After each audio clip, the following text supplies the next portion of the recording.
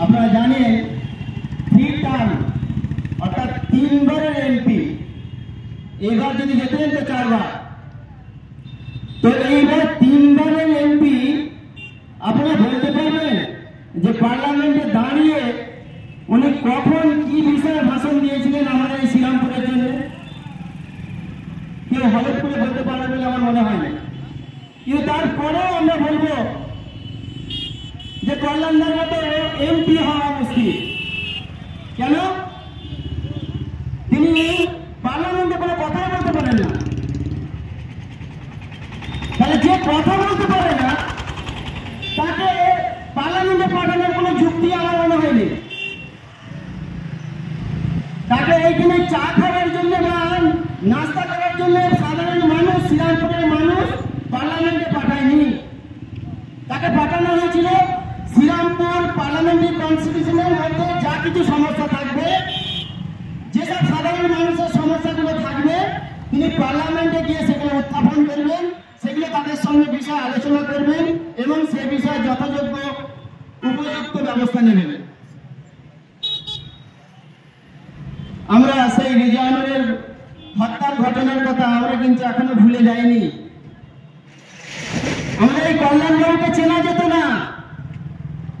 তিনি নাকি রেজানুরের জন্য খুব বড় কালিতি করেছিলেন। আপনারা জানেন রেজানুরের বিচার যে হয়েছিল তার কি ফল পাওয়া গিয়েছিল এখন পর্যন্ত জানা যায়নি। রেজানুর বলেছিল কার সঙ্গে ট্যাসেল হয়েছিল? লাক্স কোজির যে মালিক মিস্টার টোডির মেয়ের সঙ্গে তার সম্পর্ক ছিল, তার জন্য তাকে হত্যা হতে হয়েছিল।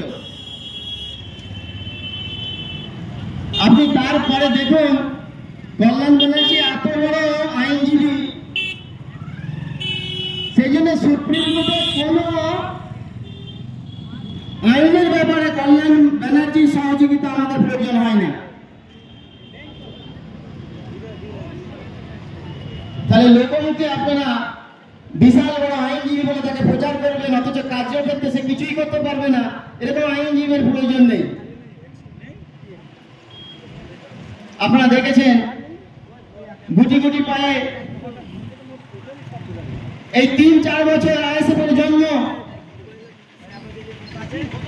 একটা বিধায়ক হিসেবে গোটা পশ্চিমবঙ্গে 294টা বিধায়কের মধ্যে একটা বিধায়ক গোটা বাংলাকে টলমল করে দিচ্ছে। এমন কোন সেক্টর নেই যেখানে বিধায়ক নওশাদ সিদ্দিকী সেই বিষয়ে কথা উত্থাপন করেননি।